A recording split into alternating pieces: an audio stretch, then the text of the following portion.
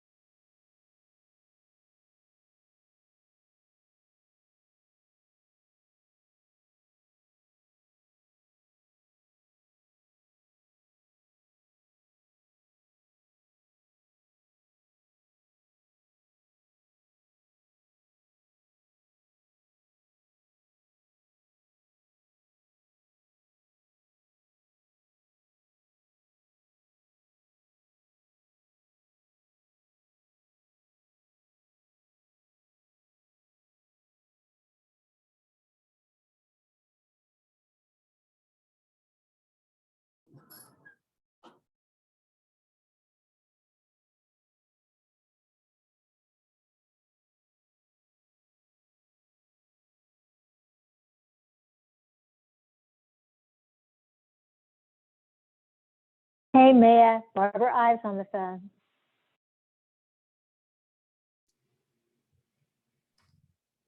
Hi, Barbara. We're going to get started. We'll probably get started in about like 3 minutes after, just so everybody can get in to the Zoom. But I'm really excited for everybody to be here. I'm Maya. I'm the new program assistant. So yeah, I'm excited to talk about Sharp. Thank you. Looking forward to hearing all about it, the SHARP program.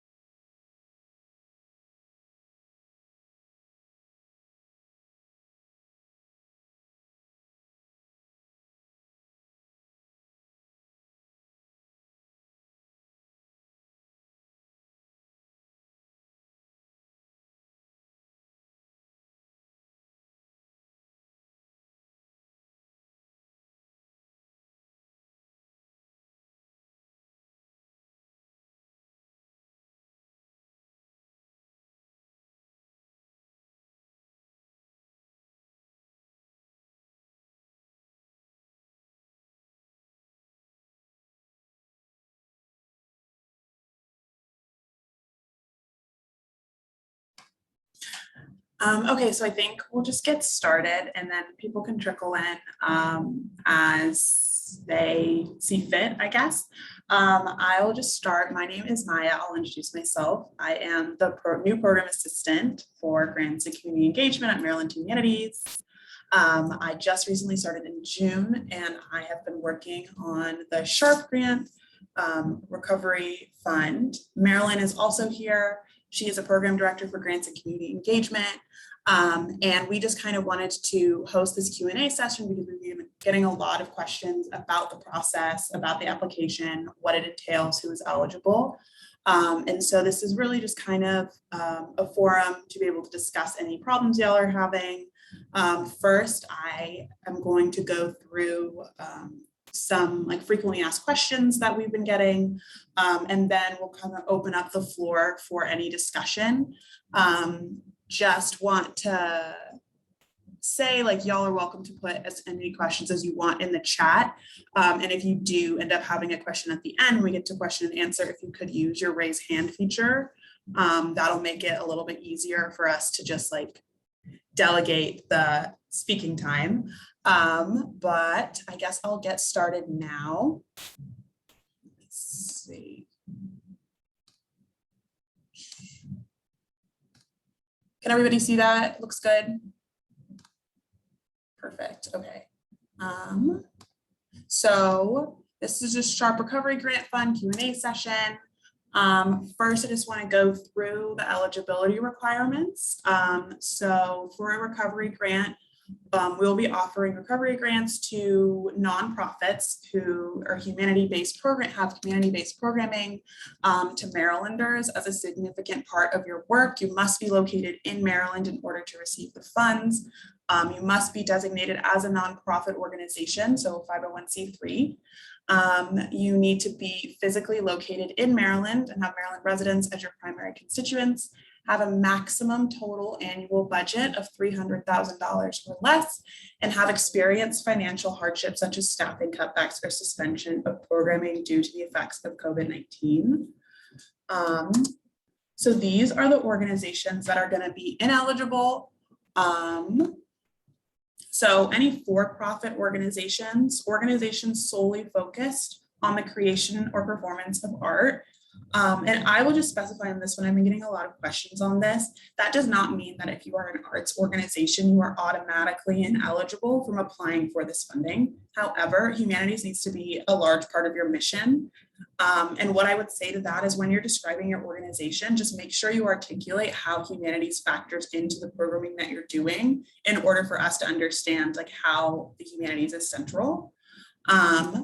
Political and advocacy organizations are not eligible, as well as government agencies and libraries. So if you are, for example, a museum that is run underneath the government or a city government, for example, you would be ineligible for funding. Institutions of higher education, whether it's a university, a college campus, or their academic department. So that does include like libraries and archives underneath level or institution of higher education. Those are going to be ineligible. And then K through 12 institutions as well.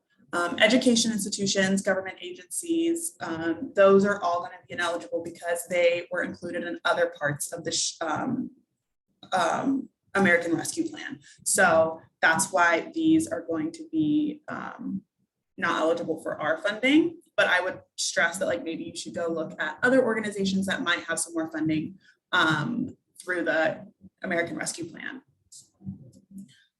So do we need to provide any documentation within the application? Yes, there are two forms of documentation that you're going to need. You're going to need a copy of your current annual operating budget and then also a DUNS number. So you don't have to have a DUNS number when you apply, but it needs to be, you need to have it by the time the funding is provided and sent. And this is really easy to get. You can get it on the website, and that is linked on our website if you would need to either look up your DUNS number or apply for one. And I'm pretty sure it's also in the application. So it's not really extensive, the amount of documentation we require, just those two things you're going to need to have to apply. And then what can my SHARP recovery grant be used for? So These sharp recovery grants are used for general operating support. So for example, employee salaries, programming activities, equipment and supplies, rent and utilities. Really the only things that are ineligible are any form of lobbying or political advocacy work, as well as like renovations or new construction to your buildings. So those are going to be the things that are ineligible, but most things are going to be eligible for general operating support. That's kind of the beauty of the grant itself, is that you can use it for really anything you need, and however you've been affected by the pandemic. Are we able to apply for a SHARP grant if we applied for a recovery grant with a different organization? So another thing is you are not going to be barred from applying for a SHARP grant. Yes, sorry. Perfect. I just enabled live transcription, so hopefully it's working. Yes, okay.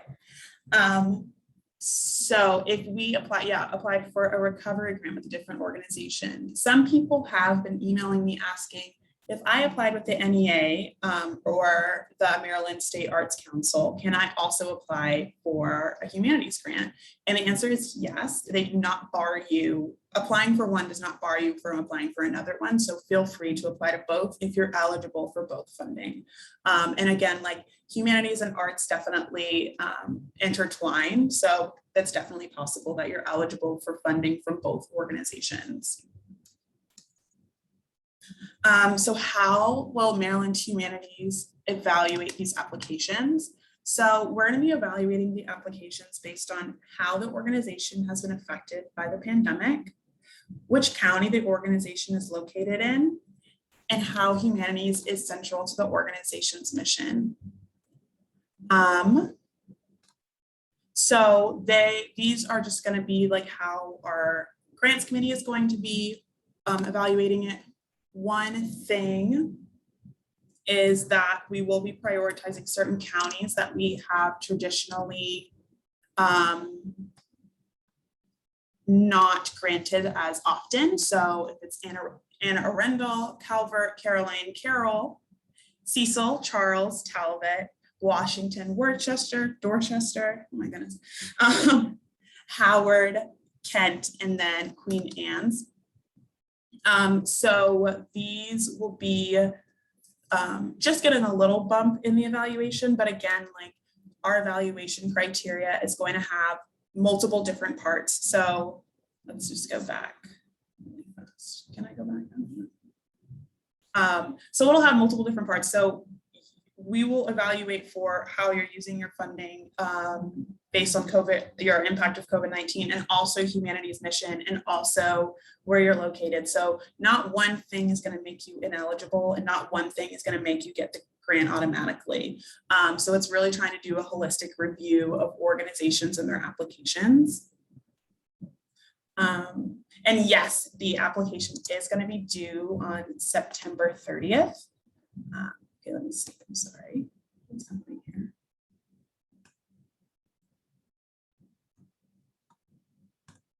Okay, so what is the timeline for the application period? So the application opens on September 15th. So that has already passed. And then the application closes on September 30th, and it does close at midnight. I did see that question in the chat. Decisions will be announced on or before October 29th. So if we really kick it into high gear, you might get your notification earlier, but we're going to say we're going to be able to give you your decision by the 29th. Applications will not be evaluated until after the application period closes. So there is no benefit necessarily in applying earlier. So the people who apply on September 15th are going to be evaluated just the same as the people who apply on September 30th. So feel free to open up a draft and work on it, step aside, apply later, because we will be evaluating them all when the application period closes. And you're going to submit your application through our grants portal, which is on marylandhumanities.org on the Sharp Recovery Grant slide or page. You'll be able to access the grant portal. It is live. You are welcome to open and make a draft, as I said before, and start working on it. But that is where you're able to apply. So now that's kind of the end of the presentation. So let me stop sharing and make sure I got everybody in the, or all the things in the chat. Please confirm. Okay, yeah, so I confirmed the application period ends at midnight on September 30th. So yeah, you're welcome to apply at 11:57 if you so desire. And then also what is the maximum amount you were going to request? So all of the grants are going to be for the same amount of money. We're going to give out a maximum of 91 grants, and all of the grants will be valued at a minimum of $10,000. However, we might give out fewer grants, which would make the grant awards larger. And so there isn't going to be really a place where you can request how many funds you need. There isn't a budget that you need to write about how you're going to use the funds. We're just going to give out a set amount for a set amount of money. I guess so now I'll just open it up for questions. Is there an advantage to showing jobs created? Okay, so we are not necessarily, because obviously like certain people are going to be using the funds for certain things, and also like certain people's what's it called? The amount of people that they have like actually on staff is different than other organizations. We aren't going to be specifically evaluating for showing jobs created, but it will be just a part of the process, I guess. For new staff / programs, do you want to see partnerships and or multi-county programs? You're welcome to propose that. I mean, I think that that's definitely like part of the Sharp Recovery Grant. Like some of the things that they're intended for is to stay or creating new programming. If that is what you're planning to do with the funds, like I would definitely write that in your application. Just double checking that groups that do not have their own space, but may offer humanities programming in various locations may be eligible, like a historical society that does not have a physical building. Yes, you don't have to have a physical space to apply for the funds. That's totally fine. What period will the grant funds cover, and when do the funds have to be used? So we are going to be requiring a final report at the beginning of the summer. So I think about the end of June 2022 is when our final reports are going to be due, because we do need to report all of this information to the NEH. So I would say that would probably be a pretty good date to work off of. Is there a maximum amount to request? So again, you're not going to be requesting funds specifically. We are going to be allocating to organizations the same amount of money.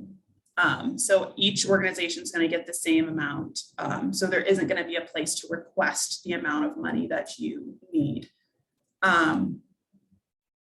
Linda Harris asked, is the operating budget for a particular, oh goodness, I'm sorry, I'm getting lost. Is the operating budget for a particular project or overall budget of museum? So this isn't a project-based grant. This is a general operating support grant. So you are going to be uploading your your current annual operating budget for your museum. Maya, this is Marilyn. I'll start reading the questions for you since they're starting to come a little fast and furious. Yeah, I know. I was like, I'm getting a little bit of I'm sorry, like all of a sudden it's like going down. I know. Like yeah. These questions. Okay. So the next one is, if we have a part-time position that exists now until December, but we are asking to create a full-time position for that person after that, would that be considered sustaining or creating a job? Actually, Marilyn, what do you think? Yeah, like what do you think actually? No, I think it would be considered creating a job, but just FYI, you're not going to get a bigger ding or extra credit for it being creation as opposed to sustaining. this application, if once you, I mean, those of you who have seen it, you see that it's very simple. It's very straightforward, and that's because it's just meant to be. And I know for grant writers, that is not what you're used to. So I know you're looking at all the angles and you know, going, well, it's got to be more to it than this. And frankly, it's not. So just enjoy the simplicity. I mean, it could be either or. What I would suggest, there is a small narrative. We're not even asking for a lot of narrative for this, because we're not using a lot of that narrative to judge, but you could actually just explain that what you just put there, that you're creating it, but then it will be sustained after that time, if you have funding. So there will be an opportunity for you to give a little narrative with questions like that. So we definitely have to show COVID-related impacts, right? That again, it's going to be, oh, I'm sorry, Maya, go ahead, answer. Oh, I mean, you're You welcome want to to know if answer they as have to well. show COVID-related impacts. This is Maya's show, so I'm trying to really stay in the background, folks. I mean, that is a part of the application. The like COVID impact summary is pretty short, so I would just describe how it's impacted you. We're definitely not like looking for, I mean, it like, again, like just what Marilyn said, I mean, it's just kind of saying like how COVID has impacted you. And we're not going to necessarily rank based on like how deeply affected everyone is, because we were really trying to give as much money out as possible. So every grantee will get the same amount, which will not be less than $10,000. Yes. Blanket statement. Can you speak to the definition of jobs created, supported, sustained? So this is when it gets a little bit like, just like the question before, like it gets a little bit murky. These are going to be questions that are asked directly from the NEH. So it's funny because like they don't necessarily give us a definition. So like we're working off of that. I would say that jobs created is like a new position that wasn't there before. Supported and sustained are people who are going to be employees who were getting paid before, and now you're using the funds to pay their salaries. However, it is like, I wouldn't get too in the weeds about it because that we don't have a hard, fast definition. We're working off of what our definition is. And I would say that it's not as important, but just like creating a new job is probably something like a position that didn't exist before, likely an employee who wasn't on the payroll before, and then supported and sustained is going to be paying people who had been on the payroll before. Okay, I have a direct message and it said, would you please repeat the time periods that this covers when the report is due? So the time period it covers is throughout the entire pandemic. So it can be it says it can go all the way back to March of 2020 about like what you can use the funding for. However, I mean, like now you have the cash, so you're going to be using it to pay like expenses that you have now, not necessarily 18 months ago. However, the report is due at the end of June. So that is when we will need some form of documentation about how the funds were used. But I do not, from what I can understand right now, we're creating the final report is it's not super stringent. Like you're not going to have to upload a bunch of receipts or anything. So I wouldn't get too worried about that. Okay. So we have no permanent staff. We have contracts for professional services, including an interim manager that will extend through the end of the calendar year. Should we include this as staff? You want me to take that? Yeah, I guess because we said contractors wouldn't be staff, Yep. Correct? Right. They're not staff, but they are expenses. Mhm. So they are impacts that you would have, but they just are not considered, and I'm making air quotes, as staff. But again, they are considered expenses, so you would definitely include the cost of their services in your application. Next one, you're doing a great job, Maya. I agree. Hand clap, yay! Okay, are fiscally sponsored organizations eligible? By fiscally sponsored, Yes. fiscally sponsored, does that mean just Yes, receive that money from means- foundations? fiscally sponsored. So someone else is acting as their, oh my gosh, and the word just went right out of my mind. Their And it's fiscal not officer? sponsor. No, it's another organization that is receiving the funds for that organization. As long as that other organization is a nonprofit organization, they are eligible. With the caveat of the funds are going to go to the organization that is sponsoring the receiving organization. So everything will go to that fiscal agent. They'll be responsible. They also have the responsibility of submitting the reports for you. And love the simplicity. And again, Maya mentioned the final reports. We are looking for the same level of simplicity. This is one of the few times when the National Endowment for the Humanities is not asking for, blood test and your first baby's hair from your firstborn. So I say just enjoy it, revel in it, and yeah, we're going to keep it as simple as possible.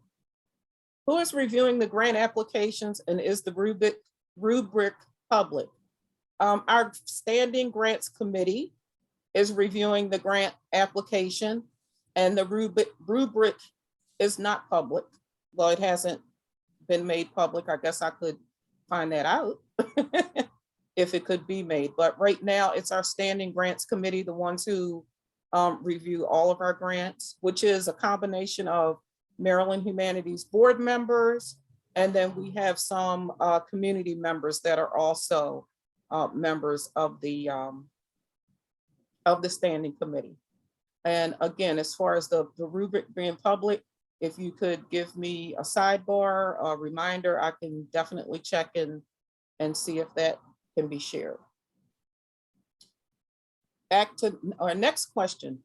All jobs will be for paid employees.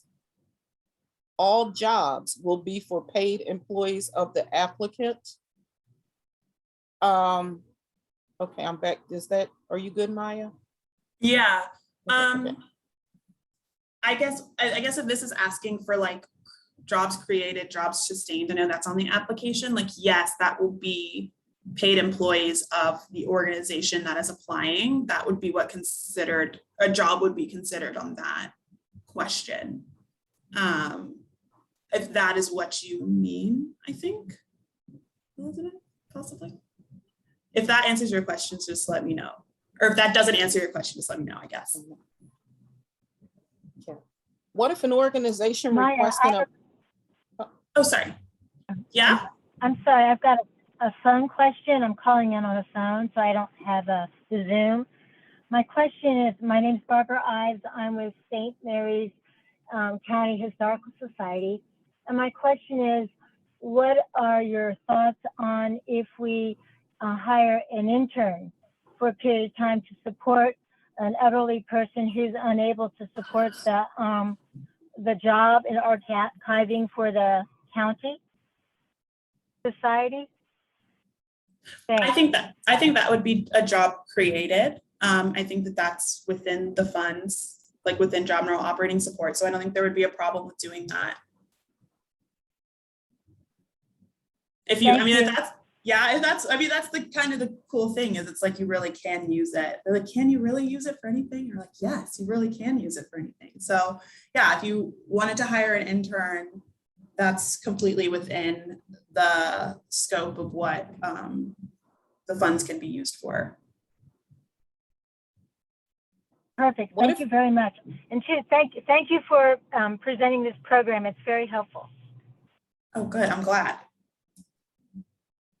What if an organization requests an amount for a full-time position, but only receives funding for part-time, or cannot ultimately fund the position after all?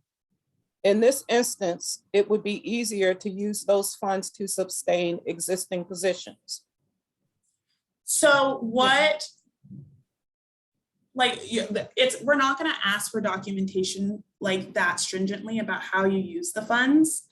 So like, we're not gonna go back through your application and be like, they said that they were gonna use it to sustain these positions, and then they ended up paying a new position. Like, we're not gonna go back and check and like remove the funds. So I just wouldn't be all that worried about it. I think right now we're just trying to see what people are going to use the money for. The NEH is asking for us to say what this people are intending on using the money for. And so that's why these questions are included, but I wouldn't be too worried about it.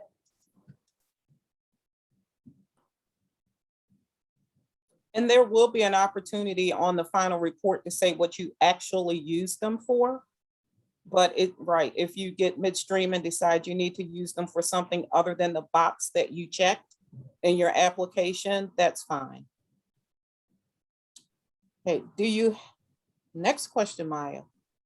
Do you have any guess as to how many eligible applications you may receive? I don't really know. We got a good amount of applications in the last like 6 days, I guess. We had around 100 for the CARES Act. So we'll see what happens with this one. But I don't know. We have about how many days left? About 10 days left. So we'll see exactly what happens. Thanks for this informative session. Along the lines of the previous question regarding contractors, we have volunteers that we pay stipends. Would they be considered staff or expenses? That would be likely expenses because they're not, that would be closer to a contractor than to an employee. So I would say that that would be expenses, but they're both eligible. So I wouldn't be too worried about it.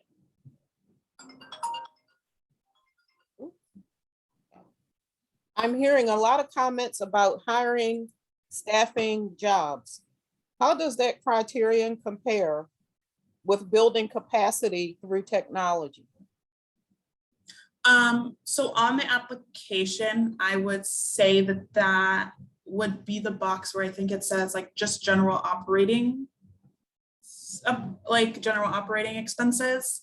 I think that's kind of what they were thinking when it comes to technology, because I know a lot of people have had to buy new computers, buy headphones, buy like Zoom capabilities to continue their programming. So I'm guessing that's what it's going to be under, but yeah, that's kind of, I guess that if that answers your question. And contrary to the way most grant programs operate, we're not comparing the apples and the oranges. If you say that it's important to you, we're going to take your word for it that that's what's important to you. So we're not looking and going, well, this is more important than that, or, they need, they must have jobs as opposed to, paying the lights or paying expenses. This is a case where that's not up to us to decide, believe it or not. So again, I know it's hard for you all to wrap your heads around that, but it's all, it's all important. If you say it's important, then we're going to trust your judgment and believe that you know best what's most important for your organization. So, this is good. Good comment. Please make sure you are paying interns minimum wage, or better yet, a living wage. And a yes, an upvote to that. Upvote to Megan Baco's note about intern compensation. Yes. As someone who just graduated, I am going to upvote this so much. I literally just graduated, and it was shocking the amount of people the amount of times I wasn't paid for my work and was working 60 to 70 hours a week because I was waiting tables. and what kind of leverage that gives to kids whose parents can pay their living expenses. So I will just say, I'm a huge proponent of this because I think it really does take away a lot of opportunities for people. So upvote. Okay. Yes. Will paying for consultant services and software purchase be allowable? Yes. We got two more. Maya, you're doing great. And a yay. And another upvote from me. Bang up. Could you explain about the fiscal agent? So the fiscal agent is going to be the person who's going to do the paperwork, like sign off on the grant agreement. It just has to be a separate person from the authorizing official. You just have to have two different people. I don't actually know exactly why that's true, but I know that they need to be two different people. It can be a board member. It can be another person in your staff. They just need to be two separate people. Just on the NEH, and we do too, like to have more than one set of eyes on everything. So you don't have the same person like writing themselves into the grant or something. So it's just putting two separate pairs of eyes on the application. So it's also probably another comment. It's also probably not legal to pay under minimum wage as a stipend. And I'd also check in with counsel about paying volunteers, and in parentheses, not legal advice. I think if you are paying a volunteer, they are functioning more as a contractor. Thank you both for that clarification. Okay, and the comments have slowed down, Maya. No, oh, I can take a breath. Take. It's very exciting. This is, I would say, I Yeah. enjoyed this way more than the emails. So it's funny because everybody says, like, in the pandemic, they're like, oh, I'm an email person, but I don't know why. I feel better being able to explain it out loud. It's probably just because I'm very talkative. So So Maya, I got one last question for the phone call. I'm calling in Barbara Ives again. I might have missed it just because I'm on driving as we're talking. My question is, look, you've gotten a few applications in already. Are usually they anywhere between what, 1 to 5 pages, or what are you looking at for the application size? for how long the application's gonna be? Yes, like how long are these applications? Well, I'm pretty sure in terms of narrative, we only are allowing for something like, I think one question is like 5,500 characters and another question is like 3,500. So I don't think that there's more than like 4 pages of written text. So I wouldn't be it's not going to be very long. And I mean, also the thing is, the character limits do not mean that you have to write that amount. And a lot of times you really don't have to write that amount, and you can get your point across quicker than that. So I wouldn't get too worried about how many characters it is or how long it is. And we really kind of tried to streamline the application as much as possible. So feel free to write as much or as little as possible as you need to in order to just get your point across, I guess. That's my advice. Thank you. The application will probably be one of the shortest that you see. And a lot of that is information that we are providing for you, frankly. So Maya, on top of her game, remind us of the total amount you have to award. We have $910,000. And I will remind people that those also are, if once you get out of here, that information is available on our website. The Tubman Museum has started a music, walking, history, and crafts series. Does this meet criteria? Yes, I mean, that would just be a new program which would be eligible. So you can use it for new programming. Right, these are And it general sounds exciting. operatings.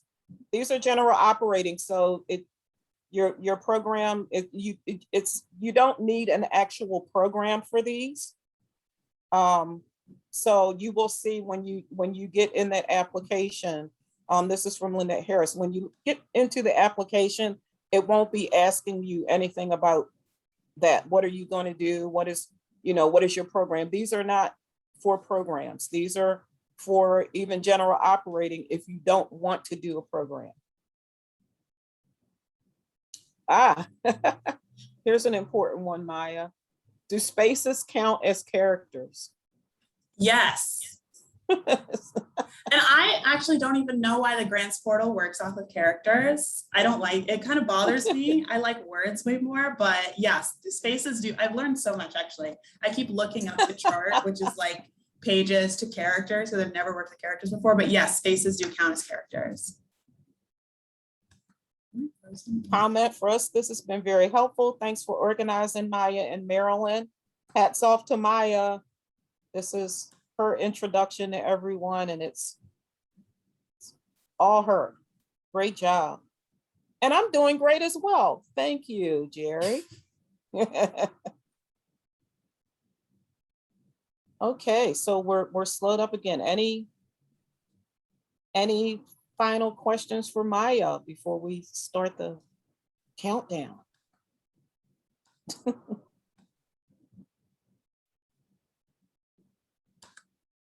And again, Maya, although she doesn't like it, is available by email. I am certainly available by email.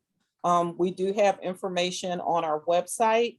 I would encourage people not to wait until September the 30th to do this in case there's some type of snafu with the system, which there could be.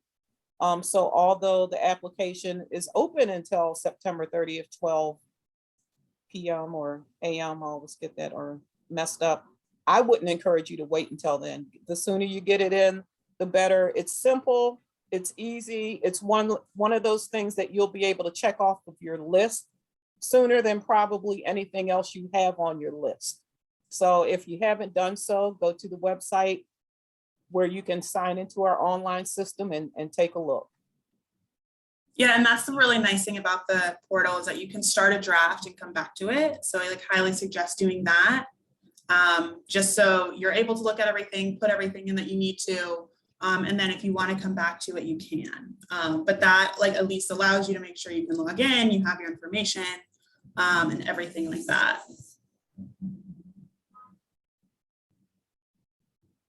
All right. My poor Zoom. Well, thanks everybody. Yeah, I guess if anybody has any other questions, feel free to shoot me an email. All of our contact information is on the website. We're also taking, can you guys still hear me? Yeah. Okay, sorry. My whole Zoom screen is all freaked out, but I'm just gonna keep speaking. So yeah, our contact information is on the website. You can send any emails to sharp@mdhumanities.org, and that goes to me and Marilyn. So that's a good place to put everything. Again, you have about 10 days left to apply. This is very exciting. And yeah, so just feel free to reach out if you have any more questions. And thanks so much for coming and being so supportive. This is very exciting. I'll just say thanks everybody again. Thanks so much to Maya. This was great. And I do not think Found It automatically saves your application. Last question. So be sure to press save. Yes. Always Thanks, press everybody. save. Always press save. Thanks, everybody. Bye. Thank you. Thanks again, Maya. Bye.